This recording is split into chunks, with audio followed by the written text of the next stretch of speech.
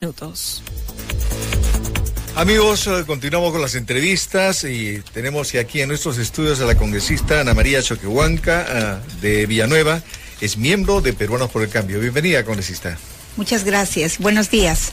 Congresista, vemos cifras y realmente son cifras que preocupan los que se tienen que invertir para el proceso de reconstrucción prácticamente de la parte norte, sobre todo del país que ha sufrido los embates de este fenómeno del niño costero.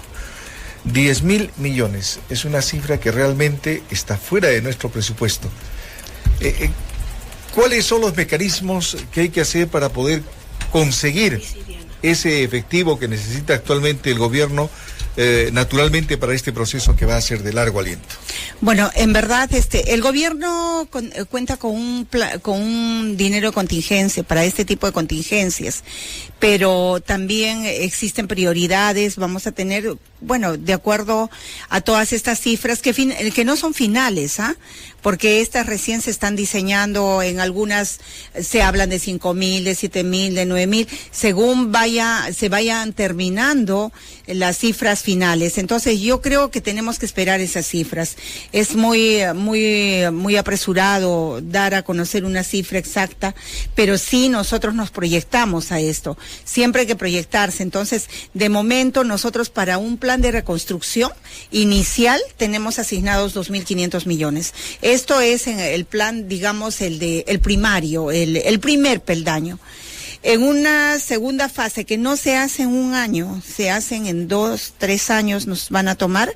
Es una segunda fase en la que se ve ya el tema de recuperación de escuelas, el tema de recuperación de hospitales, de centros de salud, el tema de también se aprovechará para modernizar todo esto, para poder además trabajar de la mano con lo que significa la prevención y la previsión, o sea, para que en un futuro, por ejemplo, nosotros ya no podamos estar hablando de un nuevo niño costero, de un nuevo niño en cualquier tipo que venga. Entonces, nosotros lo que sí estamos haciendo es trabajar en un plano muy seguro.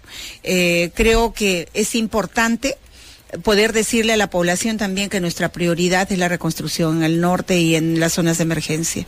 Ahora, de acuerdo a los informes científicos que están saliendo, es que este cambio climático nos va a traer verdaderas sorpresas, como el que se ha producido recientemente el niño costero, que nadie lo esperaba, porque el niño siempre viene del Pacífico Central. Esta vez se produjo en la zona ecuatorial, una cosa muy pequeña, pero nadie pensó en los tremendos efectos. Entonces, aquí también hay que pensar en la prevención. Sí. La prevención que tiene que pasar, me imagino, por construir sólidas defensas ribereñas para que no tengamos que lamentar las inundaciones prácticamente de ciudades enteras, y eso también tiene un tremendo costo. Claro, pero yo acabo de presentar una iniciativa de ley para crear un fondo de prevención que tiene que ver, aquí en el Perú no se ha trabajado con prevención. Siempre nosotros hemos estado a la espera de lo que dice el informativo climatológico, de lo que dice que se viene este año, y en la gestión anterior fuimos testigos de por ejemplo, de las declaraciones de un presidente que decía puede venir el tío, el hermano, el esto y no pasa nada.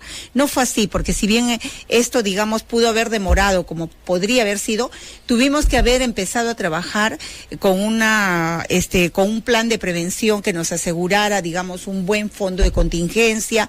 De repente trabajaría con los canales de escape, de repente trabajar, no sé, con algunas acciones que más bien, si no vino a Dios gracias, poderlo hacer en ese momento. No se hizo, y creo que no es oportuno tampoco hablar de lo que se hizo o no se hizo, porque esto ya pasó. Esto no le hace ningún bien al país.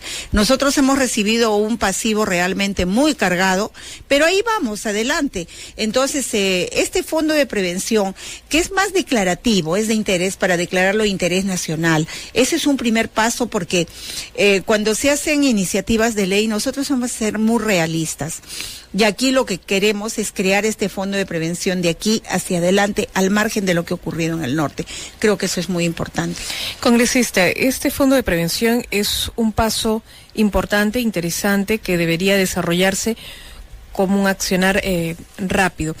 Pero también existe una preocupación, dado que en año y medio se van a desarrollar las elecciones, y el trabajo que ustedes vienen desarrollando desde el Ejecutivo, Legislativo, se busca buscar una continuidad del mismo, ¿no? Más aún si estamos hablando de una etapa y un proceso de reconstrucción, para evitar situaciones que conlleven a que se pierda el hilo. ¿No considera usted que debería haber una especie de acuerdo de gobernabilidad para ello, para esta continuidad? Totalmente de acuerdo. Un proceso de gobernabilidad implica un trabajo conjunto no solo entre fuerzas políticas, sino entre poderes del Estado, entre estamentos del Estado. Además, bajar también en niveles de gobierno central, gobierno regional y gobierno local. Hoy en día estamos viendo que hay muchos temas, muchos problemas, muchos casos de corrupción de autoridades regionales o locales que de pronto se ven involucradas simplemente al final de todo lo que empezaron a hacer en su gestión, que fue todo que tiene lo que linda con la corrupción. O sea, creo que ese es un tema que hay que también abordar y tratar. Por ejemplo, ahí me gustaría tocar un tema que es muy importante. Para mí es muy importante el tema de la reelección, por ejemplo. Nosotros tenemos una ley que ya se ha dado y creo que la población también tiene que saber que cuando uno hace una ley, es dinero del erario nacional, porque nosotros discutimos en una comisión, hacemos dictámenes, entra debate, entra un pleno, se rechaza, entra nuevamente, hay una primera votación, una segunda votación, o sea, todo eso implica gastos del erario nacional, porque es una cadena que se mueve entre empleados del Congreso, los congresistas, los asesores, ¿no? Entonces, al margen de ello, hacer una ley para que entre un nuevo gobierno, no un nuevo gobierno, sino nuevos parlamentarios, que digamos, bueno, esta ley ya no va porque pensamos nosotros que esto ya no debe ir, no es así, hay que ser responsables. Lo que hizo el anterior Parlamento fue un acto democrático, y el acto democrático dice que hay que cumplir con la ley. Entonces, esa ley salió al margen y fuera de lo que significa la corrupción de estos gobernadores o de estos alcaldes en este momento. Nosotros pensamos, y tenemos un buen número de parlamentarios que pensamos así, de que esto debería aplicarse ahora, y nosotros ir más bien construyendo una ley a futuro que de repente no hable de una reelección, pero que sí de un periodo un poco más largo, de 5 o 6 años, que le permita al alcalde poder concluir con sus obras. Ahora hay muchas leyes que hemos hecho dentro de las facultades, desde el Ejecutivo, desde nuestras curules, en las que nosotros estamos estableciendo ya candados para que haya, por ejemplo, la muerte civil, para que las autoridades no puedan, digamos, fácilmente pensar que van a salir bien librados, ¿no? Entonces, creo que esto tiene mucho que ver también con... ¿Y por qué yo hago referencia a esto, en este accionar? Porque hemos visto ahora, por ejemplo, yo vengo de Arequipa. Nosotros tenemos un problema que no ha sido como el del norte, pero sí tenemos zonas de emergencia, carreteras aisladas, poblaciones aisladas, carreteras cuyos cerros se han desprendido, el río también se ha salido en algunas zonas. Entonces, pero ¿qué pasa? De que nosotros vemos, por ejemplo, cráteres dentro de Arequipa ciudad, cráteres en las calles. Entonces, nos preguntamos y decimos, si esta obra fue inaugurada hace 2 años, hace 3 años, ¿qué pasó? Pasó que definitivamente tiene implicancia este nivel de corrupción en un desastre natural, porque viene el desastre, se llevó la carretera por la intensidad de la lluvia, no por un huaico, por la intensidad de la lluvia, cosa que no debiera ocurrir, porque si el asfalto tiene la cantidad de insumos que se dijeron que habían en ese expediente técnico, entonces, de acuerdo a la ley de contrataciones del Estado, estas obras están garantizadas por el ejecutor, por el contratista durante 7 años. Nosotros tenemos un grupo de trabajo dentro de la Comisión de Fiscalización para supervisar a los gobiernos locales.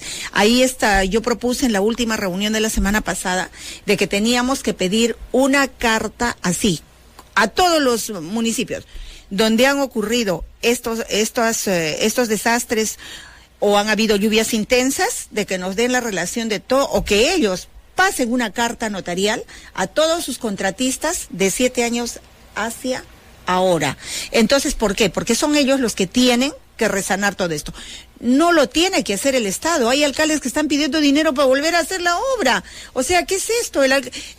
No es beneficencia, el Estado tiene que cautelar sus fondos, es dinero público, y el dinero público no es para que, claro, yo entro, me dan una comisión, ya no te controlo, no te superviso, haz lo que quieras con la obra, entonces ahí yo pongo el material que quiera, la maquillo y todavía tengo la flema, por decirlo menos, de ir a inaugurar con bombos y platillos esa obra. Eso se tiene que acabar en el Perú. Y justamente yo lo conexo a esto del tema de los desastres que estamos hablando, porque esto tiene mucho que ver. Entonces, hay acciones que estamos emprendiendo desde el Congreso, no soy solo yo, somos varios congresistas que nos unimos en grupos de trabajo y decimos, es nuestra preocupación, pero ahí también estamos cuidando las arcas del Estado, estamos cuidando el dinero público, que no es nuestro, es el dinero de los contribuyentes de la ciudadanía, y este dinero público tiene que tener un buen uso, ¿no? Bueno, es importante ello porque los trabajos de recuperación de las regiones van a tomar aproximadamente, si no es un poquito más, 2 años. Más. ¿No? Yo creo que 3, de acuerdo, nosotros hemos tenido una reunión con el Premier la semana pasada, la bancada nuestra, entonces ahí sí es más o menos de 3 años, pero una reconstrucción planificada. Tiene que ser planificada, no puede ser política, o sea, no puede derivarse de una acción política para que la población esté contenta. De repente yo quiero subir en las encuestas, quiero bajar. Acá no hay ni suba ni baja, acá hay realidad y trabajo efectivo. Eso es lo que tiene que haber. Y somos nosotros los que vamos a exigir, los primeros en exigir ese trabajo efectivo de un ministro. Si el ministro no lo va a hacer, que nosotros dudamos que los ministros que tenemos son muy buenos, nos han criticado, son de lujo y hasta hemos sido burla y sorna de parte de algunos congresistas que nos han dicho, ¿dónde está el equipo de lujo? El equipo de lujo salió ahora en el desastre natural. Esta etapa de la reconstrucción permite mejorar sin duda alguna la calidad de vida de los pobladores. Esto es una oportunidad más aún con, como usted dice, ¿no? Considerando un plan de previsión de urbanidad, entre otros aspectos. Claro, sí, en realidad, bueno, este plan no solamente va, digamos, con una buena intención de parte del gobierno. Tiene que ser un plan estructurado, con avances, con cronogramas. Por ejemplo, cuando nosotros tuvimos el sismo, hubo el sismo en Arequipa, en la zona de Caylloma. Entonces yo estaba preocupada porque decía, bueno, esto será, y la gente dormía en carpas y decíamos, ¿qué hacemos? Tenemos que hacer algo, los congresistas de Arequipa. Bueno, yo me fui al Ministerio de Vivienda y le pregunté al ministro y le di un momentito, yo quiero conocer el cronograma de avance, ¿cómo va a ser? Esto fue en agosto del año pasado. El ministro tenía un buen equipo técnico. Me mandó a la técnica Arequipa para que explique y era lo siguiente. De acá a tal fecha estamos trayendo los módulos temporales para que ellos puedan pasar de las carpas a los módulos temporales. De acá a esta fecha terminamos los censos, los catastros, a ver quiénes son efectivamente los perjudicados, ¿no? Los que habían perdido sus viviendas. De aquí a esto, y en marzo estamos empezando a construir las viviendas definitivas. Fue el Ministerio de Cultura, las casas eran de adobe y no podían cambiarse por el tema cultural, no podían. Entonces, pero sí podían ellos en vivienda, ¿qué es lo que hicieron? Tratar de que estas casas, por ejemplo, con un nuevo movimiento, porque es zona sísmica, no se volvieran a caer. Entonces se pidió apoyo al Colegio de Ingenieros para ver qué materiales podían utilizar para que estas fueran antisísmicas. Eso es lo que se está haciendo. Ya este mes empieza con 60 millones la reconstrucción de todas estas viviendas. Las casas, los módulos temporales se retiran y estamos cumpliendo un cronograma que yo me he quedado en verdad muy satisfecha, porque a mí me lo dijeron en el mes de septiembre, octubre, estos son los plazos, y esos plazos se están cumpliendo, y en verdad no es porque soy de la bancada de gobierno ni nada, pero creo que nosotros somos los primeros en saludar la eficiencia de los ministerios, y el nivel técnico es muy bueno, porque este ministro tiene un perfil muy bajo. No sale a medios, yo nunca casi lo escucho en medios, pero tiene un nivel técnico muy bueno. Entonces, ese mismo nivel técnico es el que queremos que apliquen en el norte. Y cuando le decía algo estructurado, me refería a un cronograma de trabajo, de acá a acá, cuándo, de acá a acá, cuándo. Entonces, eso es lo que están haciendo ahora. y las cifras, por eso le decía cuando al comienzo Luz me preguntaba, estas cifras en realidad son alarmantes, pero son cifras que de repente uno las proyecta desde distintos puntos de vista, pero yo siempre voy con el tema de la realidad. A ver, esperemos a ver qué dicen las cifras y de dónde las vamos a obtener. Una cosa es que uno haga cifras en un papel, haga un cronograma todo lindo, esto va a ser así, pero oiga, ¿de dónde vamos a sacar ese dinero? Entonces, eso es lo que queremos saber. Podemos hasta aquí y el dinero está acá, ¿no? Eso es responsable también. Muy bien, congresista Ana María Choquehuanca de Villanueva, miembro de Peruanos por el Cambio, le agradecemos muchísimo esta entrevista y estaremos, atentos a su próxima visita aquí para continuar. No, para servirlo. Yo creo que hay muchos temas de coyuntura que podemos abordar y que la población en realidad necesita estar informada.